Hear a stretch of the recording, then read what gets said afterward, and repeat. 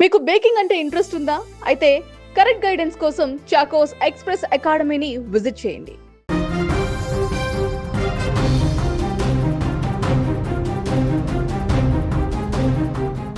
సాధారణంగా కొబ్బరి బొండం అంటే మనకు శుభమే గుర్తొస్తుంది.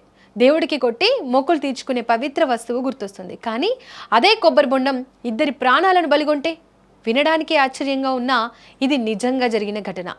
పూజ కోసం కారులో తీసుకెళ్తున్న కొబ్బరి బొండం ప్రమాదానికి కారణమైందని పోలీసులు ప్రాథమికంగా భావిస్తున్నారు. ఒక చిన్న నిర్లక్ష్యం ఎంతటి విషాదానికి దారితీస్తుందో ఈ ఘటన మరోసారి గుర్తు చేస్తోంది. పశ్చిమ గోదావరి జిల్లా ఉండ్రాజవరం మండలంలో జరిగిన రోడ్డు ప్రమాదం ఇద్దరి ప్రాణాలను బలికొంది. ఉండ్రాజవరం మండలం వెలివెన్ను గ్రామానికి చెందిన పురోహితుడు హరిప్రసాద్ ఎర్రమిల్లి గురువవ్వతో కలిసి కారులో వెళ్తున్నారు. ఈ క్రమంలో ఓ బైక్ ను ఢీకొట్టిన కారు అనంతరం అదుపు తప్పి రోడ్డు పక్కన ఉన్న చెట్టును ఢీకొట్టింది. ప్రమాదంలో హరిప్రసాద్ అక్కడికక్కడే మృతి చెందగా గురువయ్య ఆసుపత్రికి తరలిస్తుండగా ప్రాణాలు కోల్పోయారు.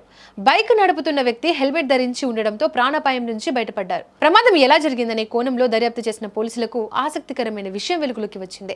కారు వెనక సీట్లో ఉన్న పూజా సామాగ్రిలోని కొబ్బరి బొండం ప్రమాద సమయంలో ముందుకు వచ్చి క్లచ్ బ్రేక్ మధ్య ఇరుక్కుపోయిందని గుర్తించారు.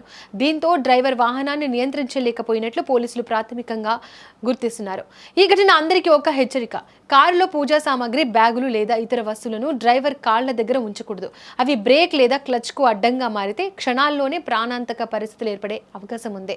అలాగే అతివేగం కూడా ప్రమాద తీవ్రతను పెంచుతోందని పోలీసులు చెబుతున్నారు.